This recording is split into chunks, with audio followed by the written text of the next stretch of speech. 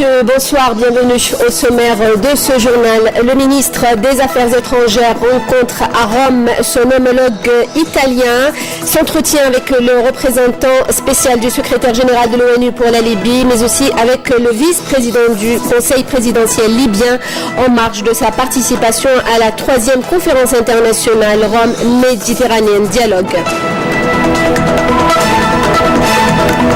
La première maquette de la classe scolaire algérienne sera soumise à discussion et évaluation par des experts étrangers pour examiner sa conformité aux standards internationaux, déclare Nouria Benrabrit, qui précise que son utilisation est prévue pour 2018. Le Salon international des dates à Biskra, près de 160 exposants au rendez-vous. À suivre dans ce journal un reportage à Tolga sur la plus célèbre des dates en Algérie, Degletnor. À suivre aussi un reportage sur une belle tradition de solidarité en Kabylie. Il s'agit de Tineshat. Tout d'abord, le président de la République, Abdelaziz Bouteflika, a adressé un message de félicitations au président de l'État des Émirats Arabes Unis, Cheikh Khalifa Ben Zayed Al Nahyan, à l'occasion de la fête nationale de son pays. Dans ce message, le chef de l'État a salué le niveau privilégié des relations bilatérales à tous les plans et dans tous les domaines, soulignant son attachement à continuer d'œuvrer pour les promouvoir davantage. Et pour la même occasion, le président Abdelaziz Bouteflika a adressé un message de vœux au prince héritier d'Abu Dhabi, commandant en chef adjoint des forces armées, Cheikh Mohammed Ben Zayed Al Nahyan. Le président de la République, Abdelaziz Bouteflika, a félicité aussi son homologue du Laos à l'occasion de la fête nationale de son pays.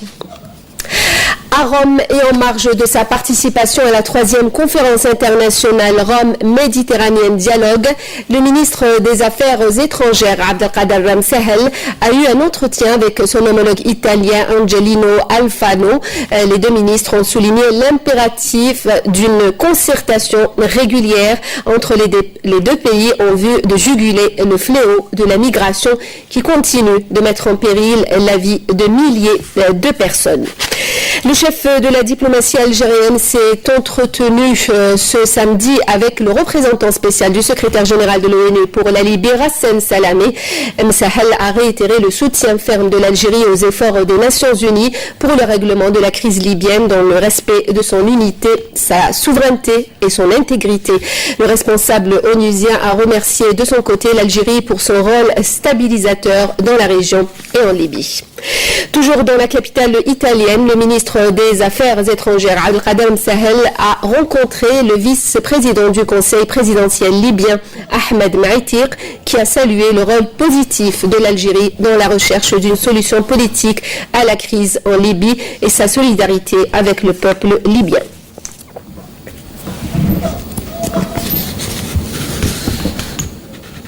Dans l'actualité en Algérie, le ministre de l'Habitat, de l'Urbanisme et de la Ville insiste à partir de Boumerdès sur l'impérative livraison des projets de logement, toutes formules confondues, en incluant les équipements et commodités vitales nécessaires, dont les écoles. Abdelwahid Temmar a visité aujourd'hui la wilaya en compagnie de la ministre de l'Éducation nationale, Camélia Mellel. Le parc immobilier de Boumerdès s'élargit. Des logements et des infrastructures sont en cours de réalisation dans plusieurs localités de cette wilaya. En visite de travail dans la région, le ministre de l'Habitat et de l'Urbanisme et de la Ville, Abdelwahid Temmar, s'est rendu au niveau de plusieurs sites abritant des logements ADL et dont les travaux avancent à un rythme lent. À cette occasion, un quota de 700 unités de logements ADL 1 vient d'être distribué au profit des familles de Khmis el-Khanchna, au grand bonheur des habitants de cette région.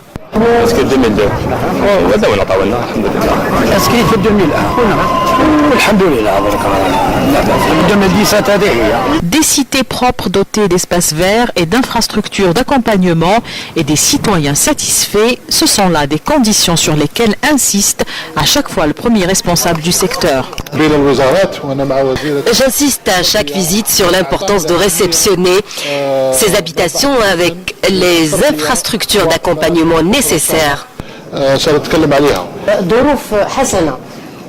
Cette visite rentre dans le cadre d'une coordination entre les différents secteurs. Il faut rappeler que nos classes connaissent une surcharge. C'est pourquoi nous insistons pour que ces nouveaux logements soient accompagnés d'infrastructures publiques, notamment des écoles primaires, mais aussi des CEM. Tout en relevant les retards importants dans la réalisation de logements LPA, le ministre de l'Habitat a exhorté les promoteurs à faire preuve de rigueur dans le respect des délais de réalisation. Des experts nationaux et internationaux se sont penchés à Alger sur l'élaboration des cartes et des atlas scolaires algériens en tirant profit de l'expérience néerlandaise. Un atelier international présidé par la ministre de l'Éducation nationale. Il est question, selon Nouria Benrbrit, d'élaborer des atlas pour les cycles moyens et secondaires et une carte simplifiée pour le primaire. Une mission confiée à l'Office national des publications scolaires. Amel Barba. L'Algérie va élaborer ses propres cartes et atlas scolaires édités par l'Office national des publications scolaires dans les deux langues, l'arabe et le français. C'est ce qu'a annoncé la ministre de l'Éducation nationale qui a estimé que l'élaboration de ces ouvrages géographiques tient compte des spécificités de l'Algérie. Il y a une variété d'atlas disponibles en Algérie, mais qui ne reflètent pas toujours la situation réelle de notre pays, car la plupart a été élaborée à l'étranger. C'est pourquoi le ministère de l'Éducation nationale a confié à l'Office national des publications scolaires l'élaboration de 2 atlas scolaires pour les cycles moyens et secondaires dans les 2 langues nationales et étrangères, ainsi qu'une édition simplifiée pour le primaire. Cet atelier international a été l'occasion de présenter le premier prototype de l'atlas scolaire algérien. Le ministère de l'Éducation a fait appel à l'expérience néerlandaise dans ce domaine. Il faut ramasser toutes les données qui sont pertinentes pour la population. Le niveau de l'éducation, la structure d'âge, toutes les données statistiques, il faut les ramasser et il faut les processer pour produire ces cartes. Les cartes géographiques scolaires destinées aux élèves doivent être adaptées à chaque cycle éducatif. Dans chaque classe, l'élève algérien doit disposer d'une carte géographique de l'Algérie pour pouvoir se repérer dans l'espace et connaître la position de notre pays en Afrique et dans le monde. Il s'agit donc de rattraper les erreurs du passé et d'offrir aux élèves des cartes avec des éléments géographiques de base et des connaissances sur l'espace tangible. C'est la journée maghrébine des personnes aux besoins spécifiques ce 2 décembre. L'occasion pour nous dans ce journal de parler de l'enseignement et de la formation à travers cette école des jeunes malentendants de Constantine. Jazia Bayou. C'est dans cette école que les enfants malentendants sont pris en charge. Des moyens pédagogiques spécifiques sont mis à la disposition des éducateurs spécialisés et d'un personnel qualifié pour être à l'écoute des enfants aux besoins spécifiques. Grâce à l'appareil auditif, ils ont une excellente audition. Dans cette école, nous assurons leur rééducation pour accéder à l'école normale. Une fois que leur intégration est assurée, notre mission est terminée. Le système FM L'appareil FM est un système d'amplification sonore. Il est plus sophistiqué que celui d'avant. Celui-ci est composé d'un émetteur, utilisé par l'éducateur, et d'un récepteur qui n'est autre que la prothèse utilisée par l'enfant. Actuellement, nous sommes dans la phase de la verbalisation, plus que dans la phase du langage des signes.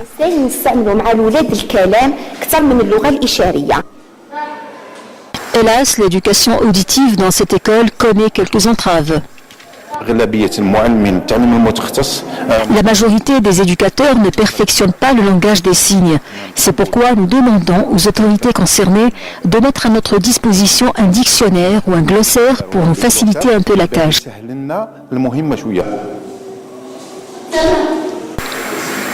Quoi qu'il en soit, l'école des sourds-muets de Constantine fait de grands pas dans le domaine de l'intégration.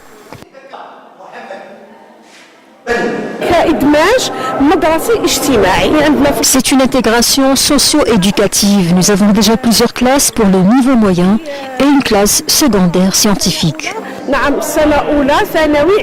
Notre objectif majeur est de pouvoir intégrer ces enfants de façon intégrale.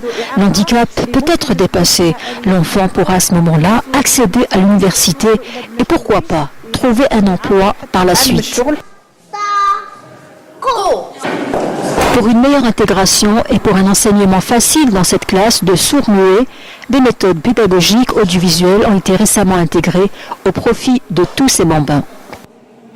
Le salon international des dates inauguré ce samedi à Biskra en présence de deux ministres, le ministre de l'Agriculture et le ministre du Commerce. De nombreuses variétés de dates cultivées dans tout le sud algérien y sont exposées. Deglet Nour, la plus célèbre des variétés des dates, est très appréciée en Algérie mais aussi à l'étranger. Depuis que Deglet Nour de Tolga a reçu son label, l'exportation connaît une réelle dynamique. Des dizaines d'unités se sont spécialisées dans l'export de ce fruit. Voyez ce reportage, il est signé Naïm Al-Walish. C'est connu, la Deglet Nour, un véritable label, ne pousse qu'à Tolga, une commune à une quarantaine de kilomètres de Biskra, et cette année, les palmiers ont beaucoup donné. Destinée surtout à l'exportation, la Deglet Nour est d'abord minutieusement triée dans des dizaines d'ateliers artisanaux qui ont fleuri dans les travées de Tolga et dans l'atelier Mesbah, on est l'exemple type.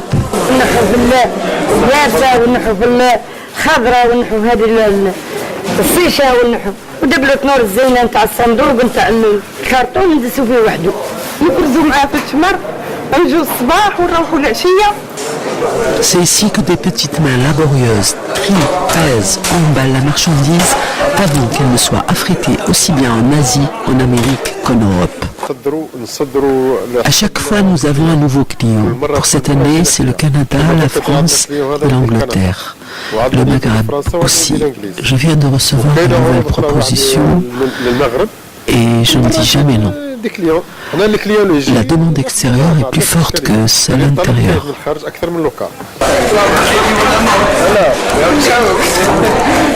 Nous manquons terriblement de main-d'œuvre. Nous voulons agrandir notre atelier, c'est pour cela que nous demandons vivement des prêts bancaires. Alors que Biskra produit 400 000 tonnes de Deglet Nour par an, plus de 50% de cette production est destinée à l'étranger. À lui seul, l'atelier Mesbah expédie 7,5 quintaux par an. Toute fraîche, cette marchandise que vous voyez là atterrira sur les tables étrangères pour les fêtes de fin d'année, tandis que celle des chambres froides, beaucoup moins chère, rayonnera sur les souks du monde dès l'an prochain. Un abri pour terroristes et une bombe de confection artisanale ont été détruits hier lors d'une opération menée par un détachement de l'armée nationale populaire à Blida, annonce aujourd'hui le ministère de la Défense nationale. D'autre part, 2 narcotrafiquants ont été interceptés à Biskra et Ingezem. Plus de 22 kg de kif traités ont été saisis. Saisis aussi de 3600 cartouches de calibre 12 et 16 mm à Tébessa. Plus de 19 848 comprimés psychotropes et un camion chargé de plus d'1 tonne de denrées alimentaires ont été saisis à Bourj Bejimortar ainsi que 6 quintaux de tabac à Biskra. Par ailleurs, des détachements combinés de l'ANP ont arrêté 27 immigrants clandestins de différentes nationalités à Tlemcen, Taman Rasset, Bourj Bejimortar et Ghardaya, ajoute le communiqué du MDN. Sahara occidental, l'ancien diplomate canadien Colin Stewart a été nommé représentant spécial du secrétaire général de l'ONU pour le Sahara occidental et chef de la MINURSO. Colin Stewart succède à une autre Canadienne, Kim Bolduc, dont le mandat a pris fin le 22 novembre dernier. Colin Stewart, 56 ans, a occupé plusieurs postes au sein de l'organisation onusienne. Plus récemment, il a été directeur adjoint et chef de cabinet au bureau des Nations Unies auprès de l'Union africaine à Addis Abeba. On arrive au sport, football, 13e journée du championnat de Ligue 1 Mobilis. L'USM Belabès a été accroché sur son terrain par le Mouloudia d'Alger, un but partout. Même score de parité entre le Mouloudia d'Oran et l'USM Alger. Alors que l'USM Blida, lanterne rouge du championnat, a remporté sa première victoire de la saison à l'occasion de la 13e journée en dominant l'Olympique de Médéa 2-1. Le Nehd USND et l'entente de Sétif n'ont pu se départager et se sont quittés sur le score de parité 2-0 partout. Le Parado Athletic Club et le CR Belouizdad se sont également neutralisés et ont fait match nul 0 partout. Je vous l'annonce en titre. Voici à présent une belle tradition de solidarité. Il s'agit de Timeshrat. C'est un grand moment de partage perpétué depuis des millénaires en Kabylie. Le reportage dans le village Tegmont Neftali avec Yazid Aït Mahidine. À quelques encablures du village de Tegmont Neftali, une pause eau de source s'impose à Sougenseft. Et nous voilà au cœur d'une réjouissance populaire baptisée Timeshrat de Tegmont.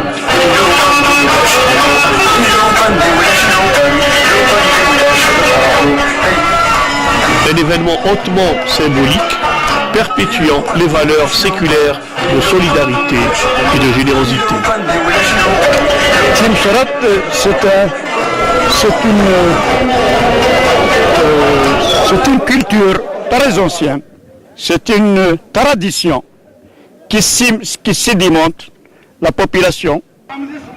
En ce qui concerne Timeshrat, dans la Kabylie, on peut dire c'est une chose qui a une grande valeur. Alors, on égorge un bœuf et on le partage et que chacun prend une part, soit il est riche, soit il est pauvre.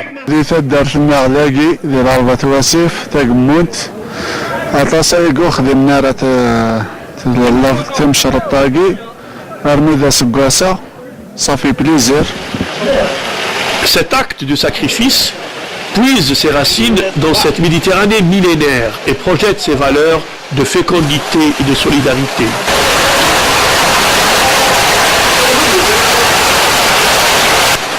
Et c'est ici, à Salah Halil, où se convergent les rites de l'eau à ceux de la purification.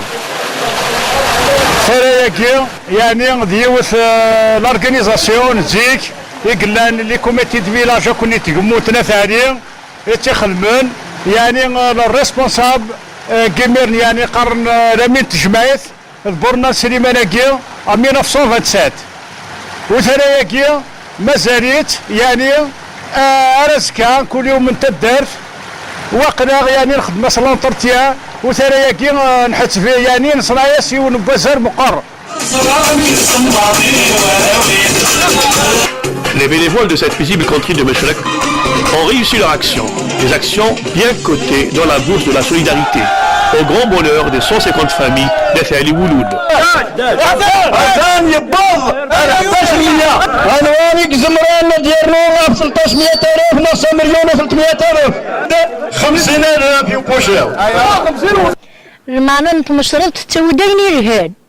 هذه الومان تشافى هذه الحلقيس استخير الجنون استخير الحاجة نديريت مشرطاكي فهمت سفلاتي وين الرهان نبغى نسمرير نكوني نسمرير ثقيمات كارانا.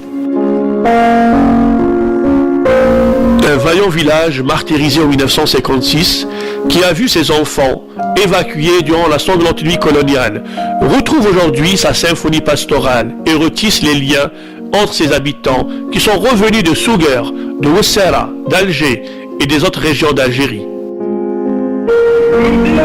Mon village Tegmont Neftali a été bombardé en l'année 58. Je dis bien l'année 1958 par l'armée française. On a été évacués, chacun de nous a changé de patelin et il se trouvait ailleurs malgré les circonstances. Le peuple était la main dans la main.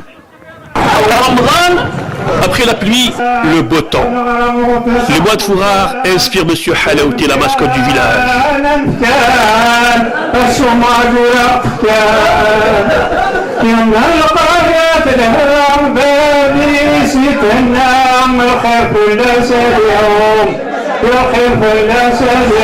Et invite à la danse et à la joie.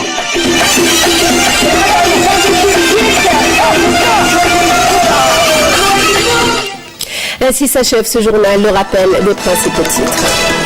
Le ministre des Affaires étrangères rencontre à Rome son homologue italien, s'entretient avec le représentant spécial du secrétaire général de l'ONU pour la Libye, mais aussi avec le vice-président du Conseil présidentiel libyen en marge de sa participation à la 3e conférence internationale Rome-Méditerranée Dialogue.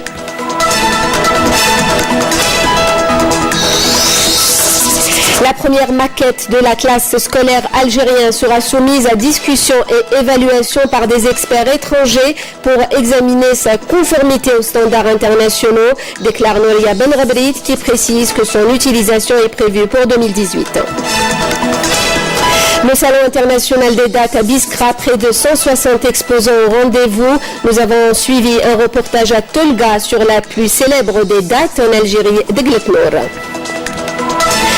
Nous avons parlé aussi de cette belle tradition de solidarité et de partage en Kabylie, Tineshrat. Merci de nous avoir suivis. Juste après ce journal Santé Mag consacré ce soir à la lutte contre le sida.